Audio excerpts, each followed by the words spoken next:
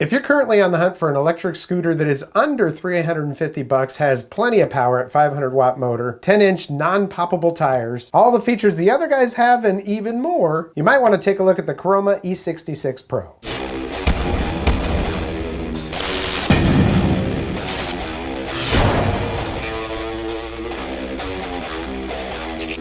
Welcome back, I'm Tony. Got another electric scooter for you today. This one you might just get in time for Christmas if you order by the 16th. Today is the 14th. One of those reasons is because they have an Amazon storefront. They also have their own website. I'll put both of those links down in the description. The E66 Pro is an electric scooter with 500 watt motor, 25-mile range, at least that's their claim, 20 miles per hour, 10-inch solid tires, braking system, and shock absorption. Again, $330, and if you're not in a hurry, you might wait, and after Christmas, it may be a little bit lower. I've seen it, I think, as low as $289. So the E66 Pro has a 500 watt hub motor. It gets up to 20 miles per hour. Just a quick point, when you're reading about these specs on these things, whether it's an electric scooter, electric bike, electric skateboard, they usually test these things with people that are 165 pounds, no wind, you know, perfect conditions, flat road, that type of thing. So once you start tossing wind resistance in there, more poundage, well, you know, I weigh 195, or just whatever other conditions, that could decrease it a bit. Having 48 volts, it does have some nice acceleration to it, and hill climbing. Well, that's what they're saying on the Amazon listing. You'll see in my ride and talk that, I mean, it'll get up the hills. Sometimes at 195, getting up towards the top of the hill, it'll be like, okay, are we gonna make it? Yeah, but, you know, again, in this class of scooters, it's kind of what you expect. It has a 3-watt LED headlight, and that illuminates automatically when it gets dark. That's pretty cool. I think that's the first time I've seen this on a scooter, so it gets dark while you're out riding, it automatically turns on, you don't have to think about it. They're saying on here pedal side light, that means lights along the sides of the deck, and like most of them, the tail light will flash when you brake. They say a dual braking system in here. I really only see a caliper on the front, but I'm thinking the calipers for the front, and then the back one, because that's a hub motor, I feel that that's an electrical brake on that. I will say that the brakes on this are very stiff. I've taken this on 3 longer rides. It has kind of wore in a little bit, but just beware of that. When you hit those brakes, you don't have to pound on it. Just a little bit of brake, and it'll get you there. And it says here, non-zero start of the 20-mile-per-hour motorized scooter also ensures safety when starting. So you gotta actually give this a kick before you get going. You know what I mean? You gotta get it rolling before the throttle will work. The scooter is a little bit taller and wider than others. It's got a 7 by 1 inch wide by 24 by 4-inch long deck on this, and the tires are 10-inch. That does provide a more comfortable riding experience, and I'll attest to that. They also say in this listing, the scooter can easily accommodate a load of 300 pounds on a full aluminum alloy frame. Yes, the frame could probably hold up to 300 pounds, but again, I weigh 195, and I know that has slowed this thing down a little bit.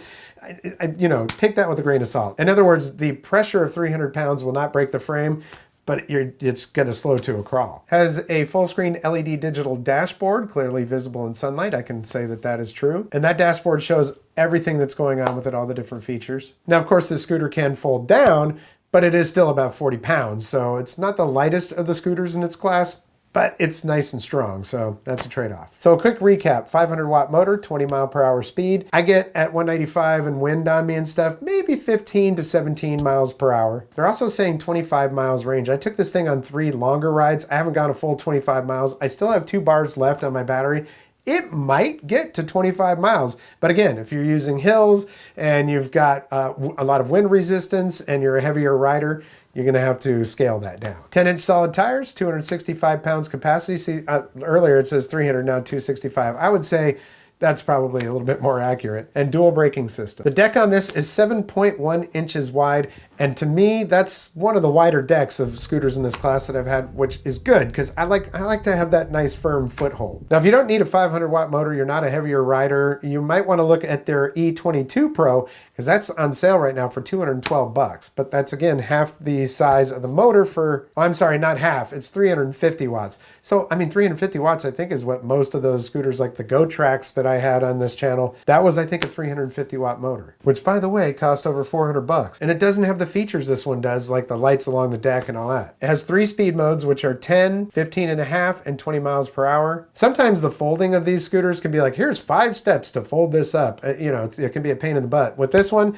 little lever, put it down, it locks right into the back fender. It's even got a spring-loaded thing. Just pop that and slide it up, pop that, you know, the latch on the stem. you're good to go. Oh, and cruise control, that's a funny one because a lot of these scooters, again, in this class, the cruise control on it is automatic. So once you've been going for 10 seconds, it goes beep, beep, and then you can take your hand off of the throttle and it's just going. I don't like that. It feels weird. I don't like it to automatically do it. And so often if it has an app or whatever, I'll just turn that feature off. And if I can't turn that feature off, it's just annoying. But this one, it's got this cool little control panel that's right next to your I guess your left handlebar, and it has 4 buttons on there. You can actually switch your gears while you're driving. So if you want to switch speeds, say there's a dog chasing you, or you're like, oh, I gotta go, you can just hit that and go. And also you can hit a button on there to hit your cruise control. So I don't use that a lot, but if I'm on a long sidewalk and I'm on a long ride, I can just go, yeah, 10, 15 miles per hour, hit that cruise control, and I can just kind of just steer. And all you gotta do to turn this one, and I think pretty much any one of them off, is either hit the throttle or the brake and you're good to go. All right, enough about the Amazon listing and the specs. And by the way, I'm not an Amazon affiliate. Weird stuff happened with that. I just said, never mind, but I will put the Amazon link down there. Let's go ahead and show you how easy it is to take it out of the box and set up. We're gonna take it for a ride and do a little ride and talk. Come back, give you my final impression.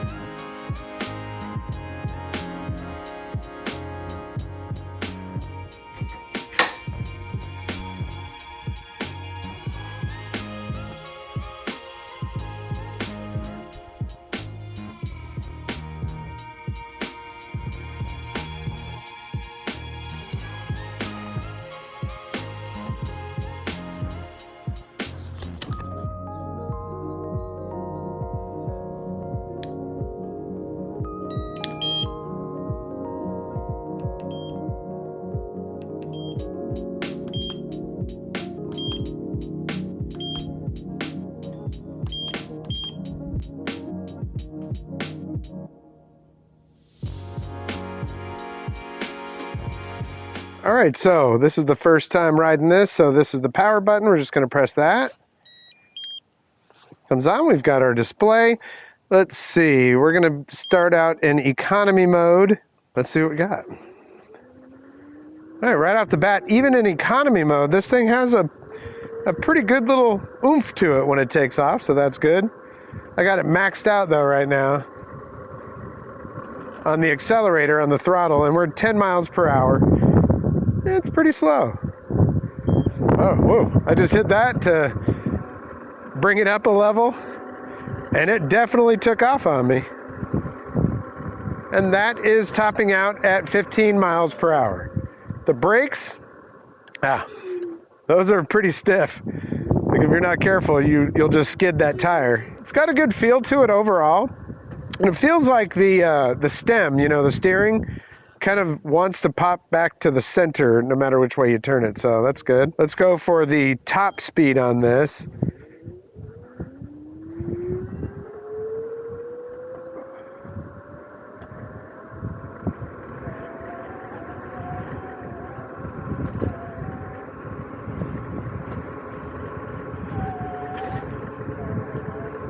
All right, it's a windy day and I'm going into the wind. We got to 17 miles per hour. Let's take it over on this long hill over here. From the top of it, I'll show you what it looks like. It's long, and at the top it gets pretty steep right here. So that's the hill. We'll try it out on that. Usually these things pretty much come to a crawl at the top. First, I got to stop over here and say hi to my girl, Norma. Hi, Norma. How you doing? Are you my girl? Oh, my goodness. Hi.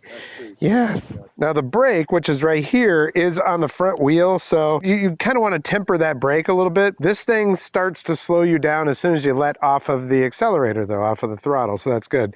Handle grips on this thing are actually really nice. I'm kind of surprised. That's one of the things I'm picking out, but that's cool. We got a little bell right here. Yeah, it's always hard to tell when you look at these videos how, steep the hill actually is, but this is a pretty steep hill. So I'm on sport mode, the third mode, and let's just see how she does. Starting off strong, and now we're slowing down a little bit. It's a 500 watt motor. It got me to the top of the hill, but yeah, it slowed down quite a bit. Now these wheels being the, they're airless wheels, so they're solid rubber, but they have a little bit of flex to them, and they feel actually really good. Bumps wise, it's not too bad. We'll go over this manhole cover right here. Yeah, you feel that. Let's go ahead and turn the headlights on. And then we'll hold this down for 3 seconds right here, this. And that should turn on the side lights. Let's check. So the side lights are on now. You can see that. Now this scooter doesn't have an app or anything where you can customize it or adjust things. Sometimes I've found that they'll have an app and you can change it so that you turn on zero start. So zero start on a scooter means you just get on it and hit that throttle. But as you see, it's turned on and everything.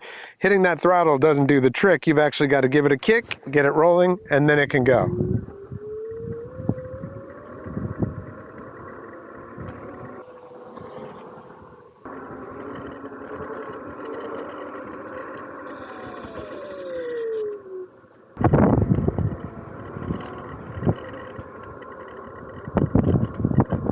And it does indeed have suspension on the back. As you can see, this is an arm right here.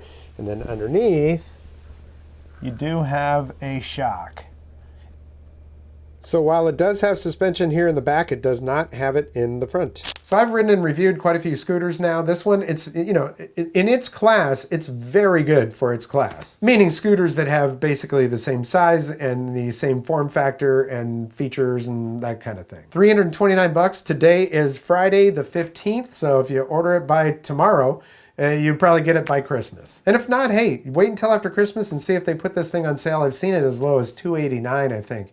And again, anything $350 or lower for a scooter with all this stuff on there, that's pretty darn good. Like I said, they do have their own website. You can order it from there. I think ordering it from Amazon is good because they have a really good return policy. It makes everything easier for you, and I think even for them. When you hear solid tires, you might think, oh, that's gonna be a rough ride. Actually, these are pretty squishy compared to a scooter that doesn't have suspension but has the pneumatic wheels on it. These actually feel as good or maybe slightly better than the pneumatic, air-filled tires. And solid wheels like this, I've got a couple friends that ride scooters a lot, and out here we have those things, they're called goat's heads, or we call them sand spurs, a little tiny evil thing that can pop your wheels. Also little pieces of cactus and stuff that just, you never see it until you hit it. And they end up having to take these things to the bike shop to get the inner tube replaced on them. You don't have to do that with this. I think overall it's a well-rounded scooter. I like the lights that are on the side of the deck. It's just something that adds a little extra flair. The headlight on this is really super bright. The little control panel over here so I can turn the cruise control on and off if I actually choose to use it is great. And I like the fact that I can change gears while I'm riding. So I would say if you're looking for an electric scooter that's sub $350, maybe for a college student, for a teen, because this is a little bit too tall for kids, or yourself if you just want one to cruise down to the store or whatever it is. Maybe you ride one to work every day. I don't know. This is a pretty darn good scooter for the price. Compare it to the price of some of the others like GoTrax and stuff. I mention them because that's a name that pretty much everybody knows because they advertise a lot, but that doesn't mean they're always better. So my answer is yes, this is a good scooter, and if you're looking for one under $350, this is a good choice. Well, we're coming to the end of 2023, and I want to thank you so much. I've been doing this since 2013, and I have you to thank. You make it all happen for me, and I really, really appreciate you. To that end, if you like what you see, give this video a like, and if you haven't subscribed yet, there is a red subscribe button down there and a notification bell. If you click both of those, well, you get notifications when I upload new videos. If you're so inclined, there is a thanks button below this video if you'd like to throw a couple bucks my way to help support the channel. It is not inexpensive to run these things. Either way, just the fact that you're here, I really appreciate you. Well, that's going to do it for this episode. We'll catch you next time on the Vapor Trail channel.